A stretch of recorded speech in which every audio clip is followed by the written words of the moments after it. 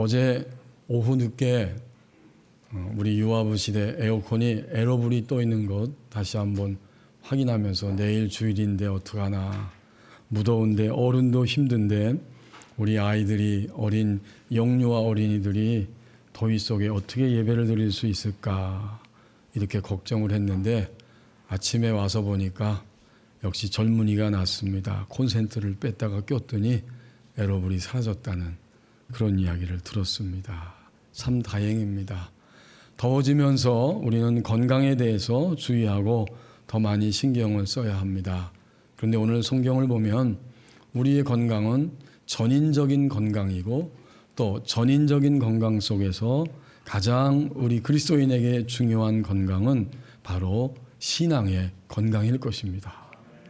신앙의 건강에 문제가 생기면 몸도 마음도 편치가 않습니다. 답답하고 힘들어집니다. 오늘 야고보 서신을 통해서 하나님이 우리에게 야고보가 이 서신을 썼을 때의 그 교회 공동체는 지금 믿음에 있어서 건강하지 못한 이런 모습들을 가지고 있다 하는 것을 보여주시면서 야고보 교회 공동체, 그 교회와 오늘 살아가는 우리의 믿음을 다시 한번 돌아보게 합니다. 우리의 몸의 건강, 마음의 건강, 우리의 영혼의 건강, 이 전인적인 건강이 그리스도인에게 있어서는 아주 중요합니다. 그래서 여기 5절 말씀에 보면 너희 중에 누구든지 지혜가 부족하거든 모든 사람에게 후히 주시고 꾸짖지 아니하시는 하나님께 구하라. 왜 지혜가 부족할까? 도대체 어떤 일이 벌어졌기 때문에 지혜가 부족할까? 이 야고보 서신을 받는 이 교회 공동체는 바로 믿음의 연약성, 다시 말하면 그 교회에 시험이 있었고 그 시험으로 인해서 건강하지 못한 모습으로 지금 전락하고 있었습니다. 그래서 여기 2절 3절에도 보면 시험에 대한 이야기 해주지요. 내 형제들아 여러 가지 시험을 당하거든. 그렇군요. 지금 이 교회는 여러 가지 시험을 당하고 있었던 것입니다. 3절에도 보면 너희의 믿음의 시련이라고 이야기합니다. 한마디로 시험이 있었다는 거예요. 5절을 통해서 하나님 우리에게 시험에 대한 이야기를 보여주시고 계십니다. 그리스도인에게 있어서 시험은 무엇이냐? 시험을 만나는 때는 믿음이 도약하는 기회가 됩니다. 다시 한번 생각해 보십시다. 내게 오늘 만약 시험이 왔다.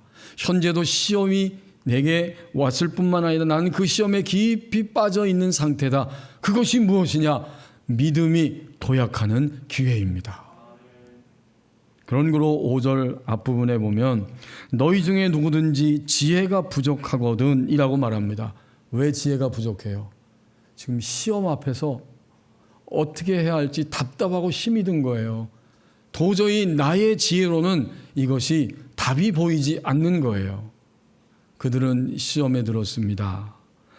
하나님에 대해서도 원망하게 되었습니다. 그래서 13절에 보니까 사람이 시험 받을 때에 내가 하나님께 시험 받는다 하지 말지니 하나님은 악에게 시험을 받지도 아니하시고 친히 아무도 시험하지 아니하시느니라. 시험에 들었더니 하나님이 원망스러운 거예요. 왜 이것을 해결해 주지 않습니까?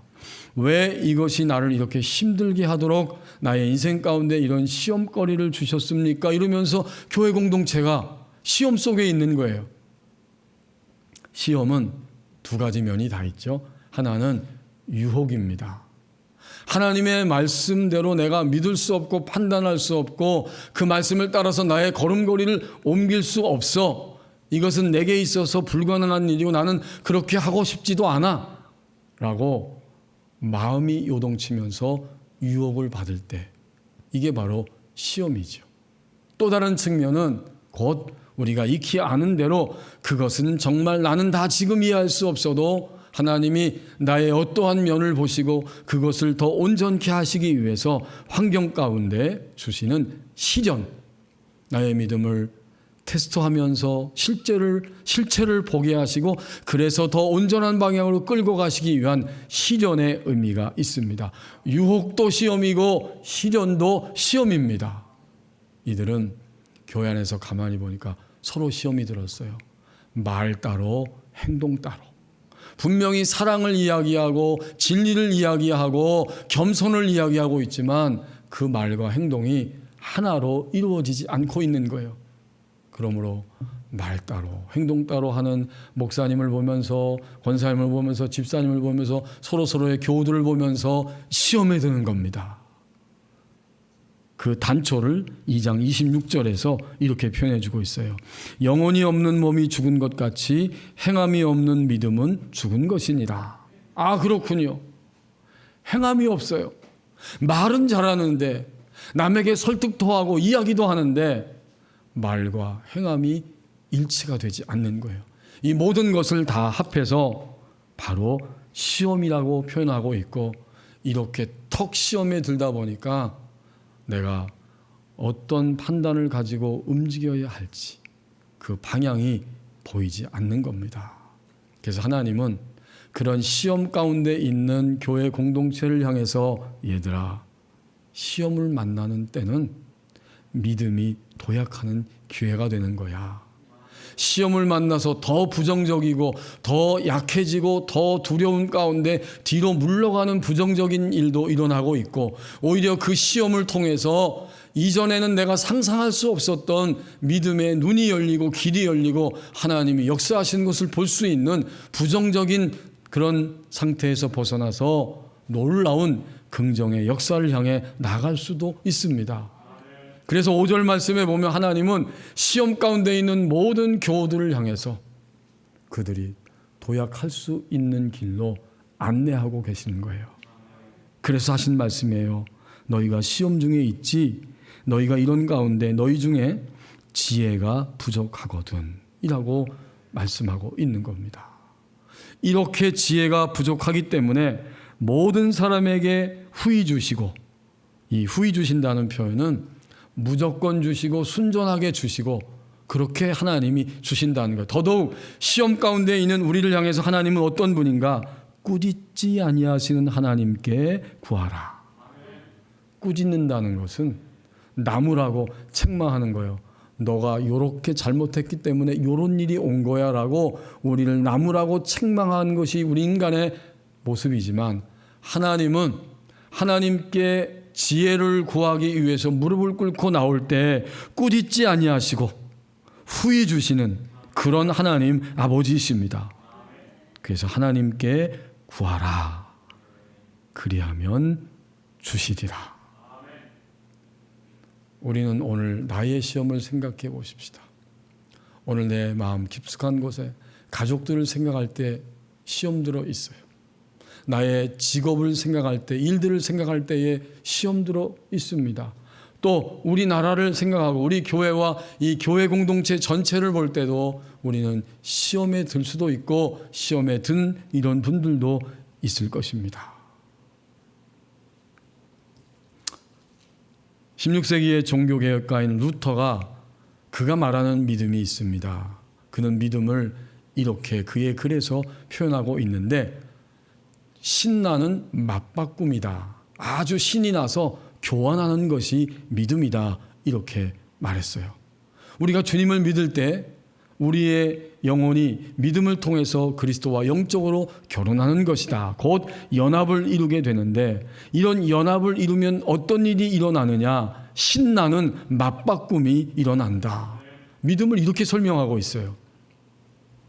이렇게 영혼과 그리스도가 한 몸을 이루게 되면 좋든지 싫든지 간에 모든 것을 함께 공유합니다.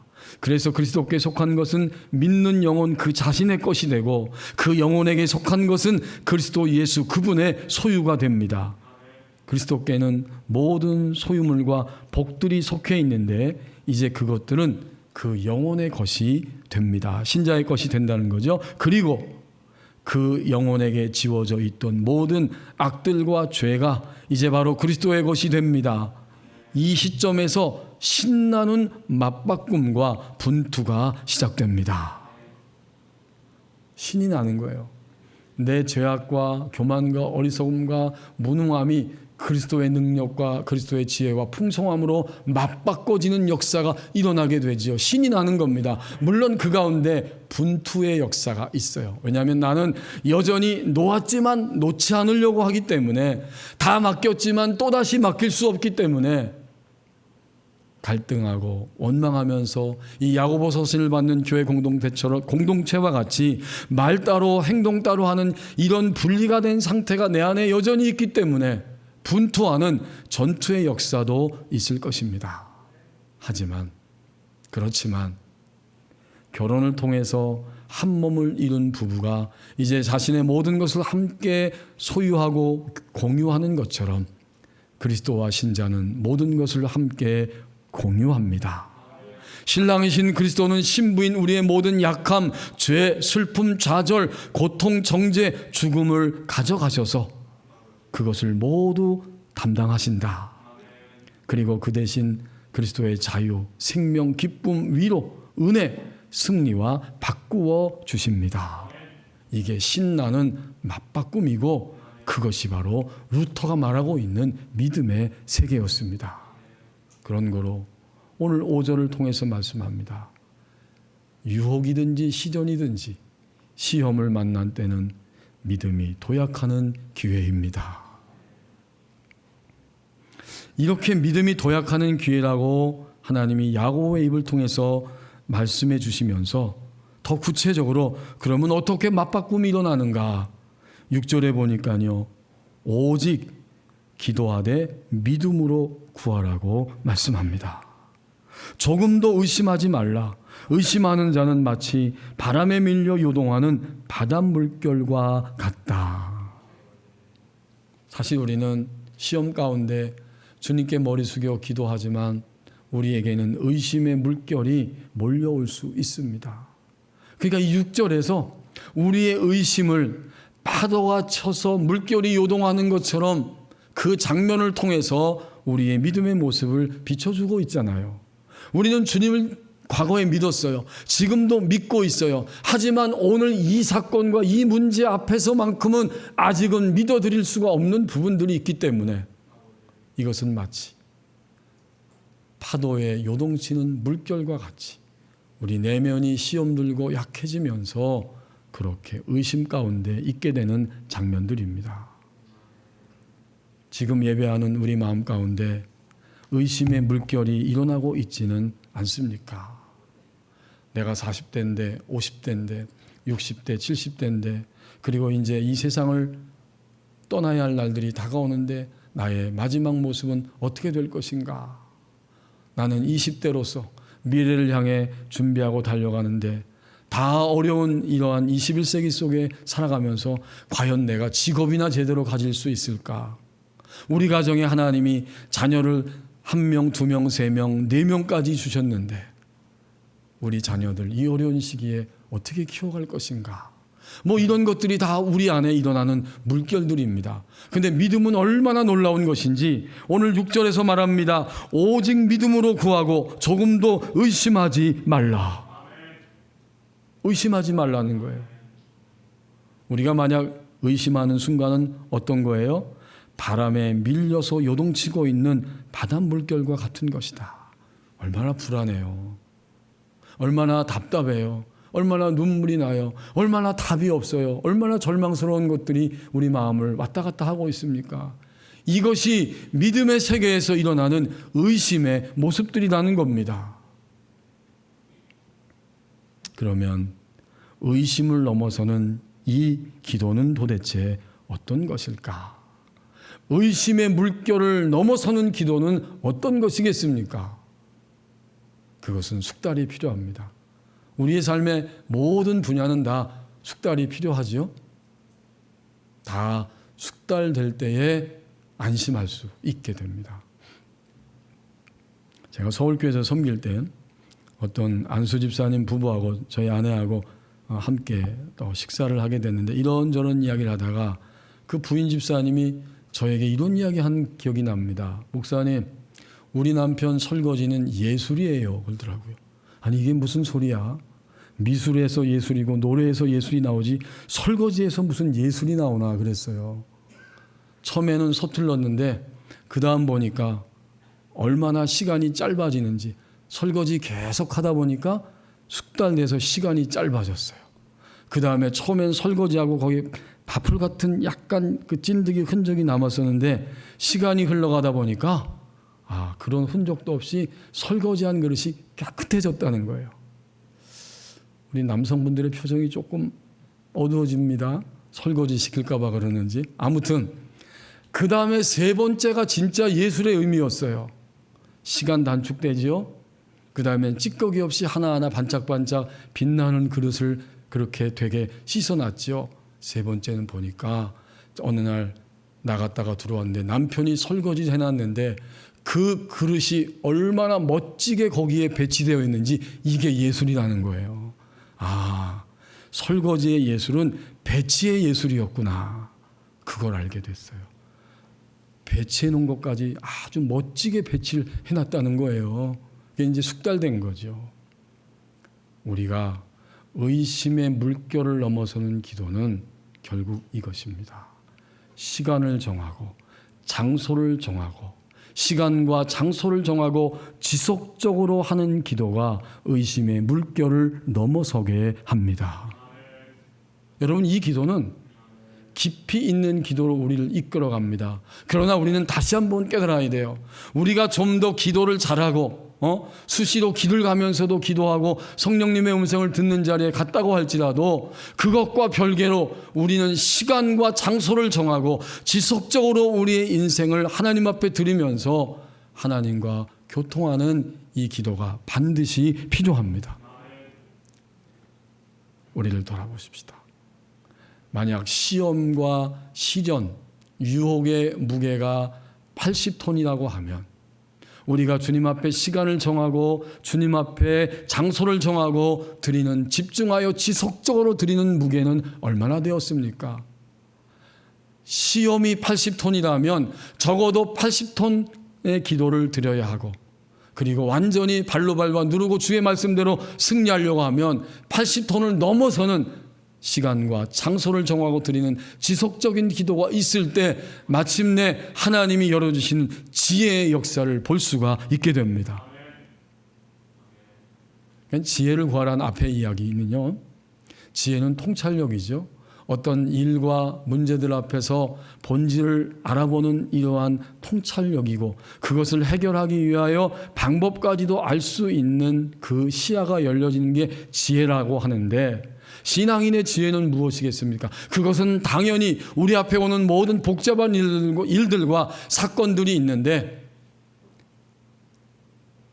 이 땅의 모든 학문과 경험의 지혜를 가지고 그것을 다 파악한 다음 그리스도인의 지혜는 그 모든 것들을 하나님의 관점에서 이해할 수 있는 통찰력입니다.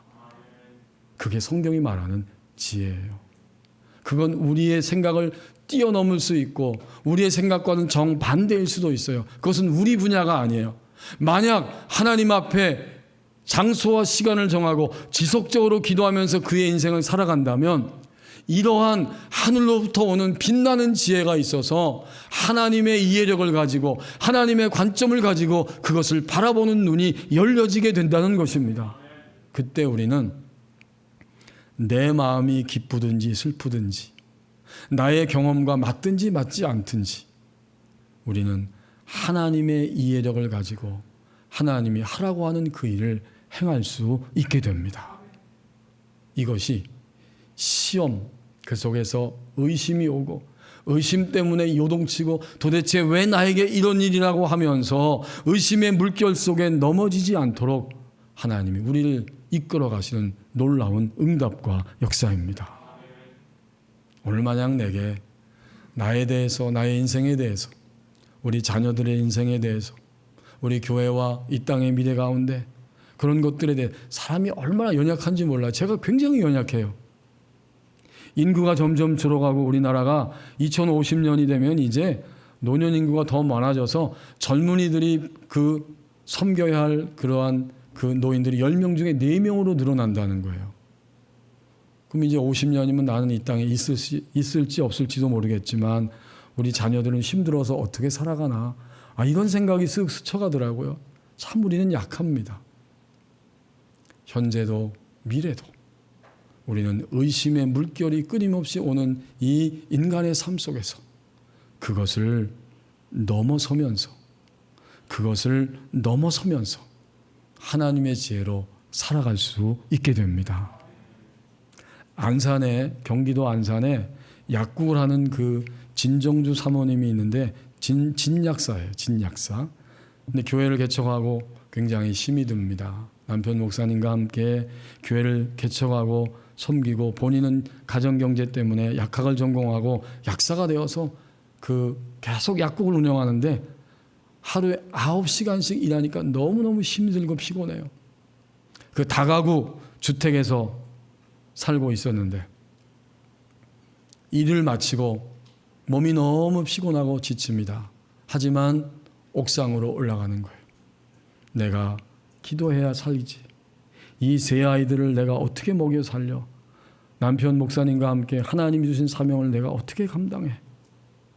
그래서 지친 몸으로 옥상에 올라가서 기도합니다.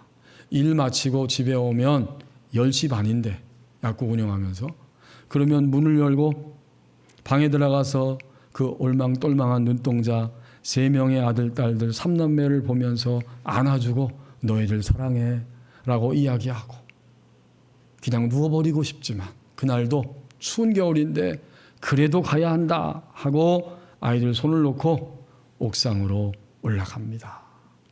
이 두꺼운 잠바 입고 장갑도 끼고 목도리도 하고 너무 날씨가 추우니까.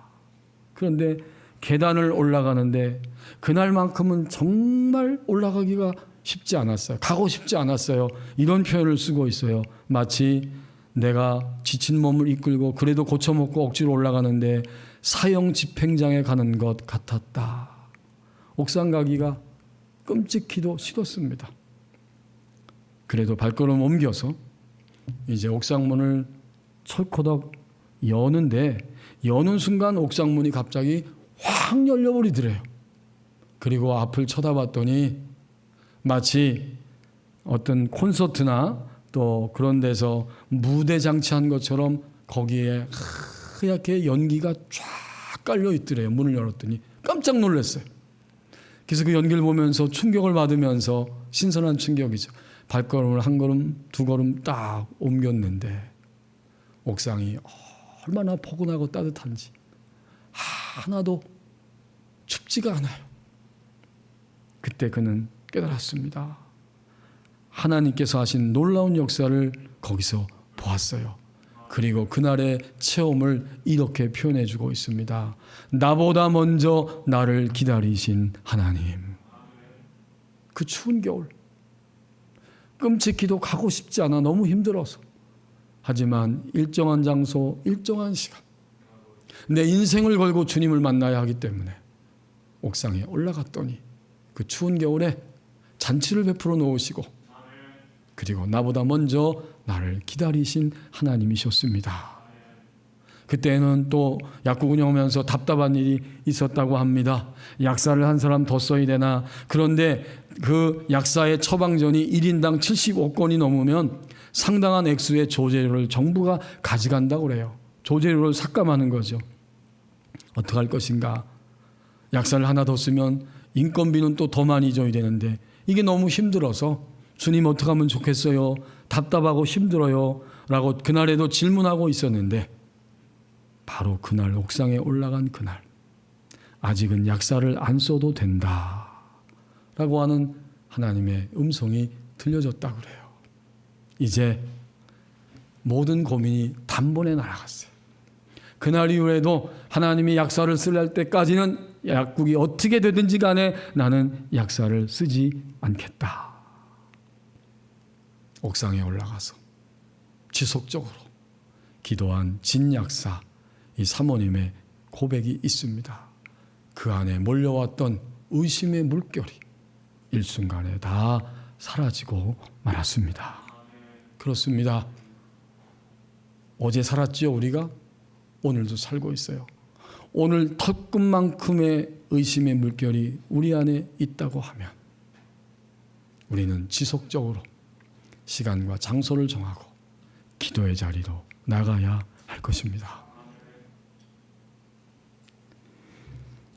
우리가 의심이 너무나 많기 때문에 주님은 7절 말씀에서 다시 한번 야고보 공동체를 향해서 강조해 주시면서 또 우리에게도 말씀해 주십니다. 이런 사람은 무엇이든지 주께 얻기를 생각하지 말라. 이런 사람이 누구입니까? 바로 의심에 계속 매몰되어 시험과 시련 속에 있는 자죠. 의심이에요. 또 의심이 들어요. 예배하고 집에 왔는데 또 의심이 들어요. 한번 기도 응답받고 집에 왔는데 또 의심이 들어요. 이렇게 의심의 물결에 계속해서 밀려다니는 사람은 무엇이든지 주께 얻기를 생각하지 말라. 하나님 말씀은 우리를 단호하게 경고하시지만 그것은 우리를 축복하시기 위함이잖아요. 성경의 이러한 강력한 단호한 말씀은 우리를 벼랑길로 내모는 것이 아니고 오히려 우리를 새로운 길로 초대해 주시는 하나님의 손길이에요. 그 썩은 부분이 도려져야 새살이 돋기 때문에 그래서 7절에서 이렇게 강력한 말씀을 하고 있는 겁니다. 이런 사람 의심하는 사람은 무엇이든지 주께 얻기를 생각하지 말라. 그러면 우리는 주님의 마음을 깨닫습니다. 주님이 진정으로 원하는 것은 주님이 주신 것을 얻게 하시는 것이구나. 의심의 물결에 매몰되지 아니하고 나의 지혜의 한계에 거기에만 붙잡혀 있지 아니하고 주님이 주시는 것을 얻게 하시려고 얻기를 원하시는 것이 우리 주님의 마음입니다.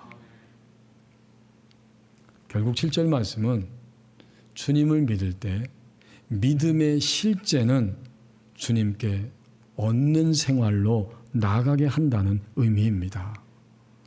항상 모든 것에 이론과 실제가 있죠. 이론이 중요해요. 이론을 알고 그것으로 끝나는 게 아니라 실제가 되어야 합니다. 만약 이론만 알고 실제가 안 되면 그건 공허한 거예요. 오늘 이 야고보 공동체의 문제도 이론은 알지만 실제가 안 된 거예요. 말은 잘하는데 이론적으로 믿음의 실제가 되어서 그 말씀 그대로 움직이지는 못하는 거예요. 주님은 우리에게 오늘도 믿음의 실제가 되어서 주님이 주신 것을 얻으면서 살아가는 인생이 되기를 원하십니다. 그래서 이 7절 말씀이 있는 거예요. 우리가 얼마나 이론을 많이 알고 있어요.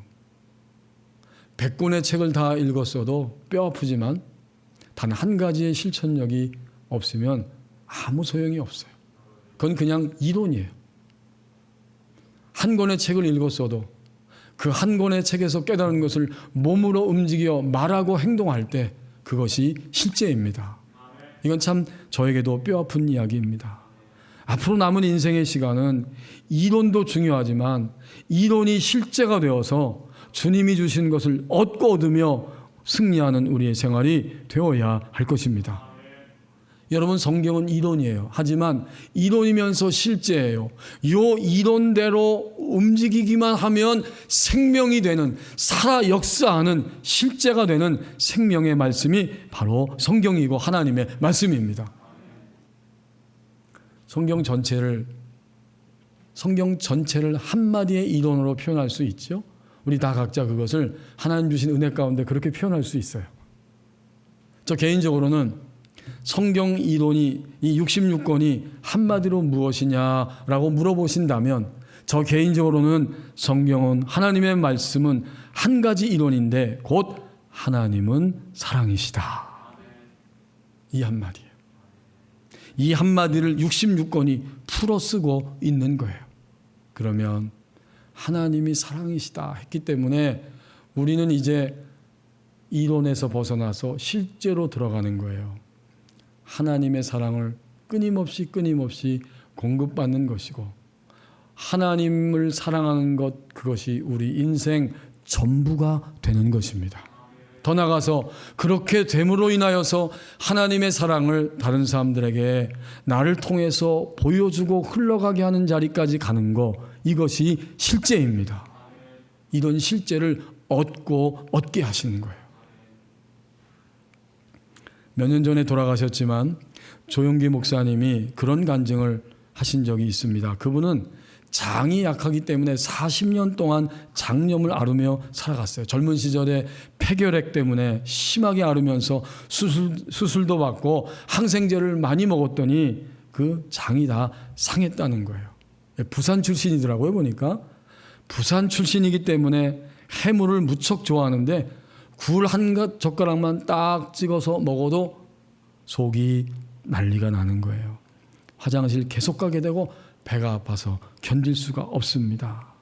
40년 동안 많은 병자를 치유하셨지만 정작 본인은 장염을 달고 살았다는 거예요. 어느 날 목사님이 막 기도하고 있는데 하나님이 조 목사님 마음 가운데 말씀하시더래요. 너는 왜 내 장염을 위해서 기도하지 않느냐라고 물어보셨대요. 하나님, 제가 40년 동안 기도했는데도 안 고쳐주셨잖아요. 그랬더니 하나님이 내가 이슬비처럼 기도하니까 그렇지, 이렇게 말씀을 들려주십니다.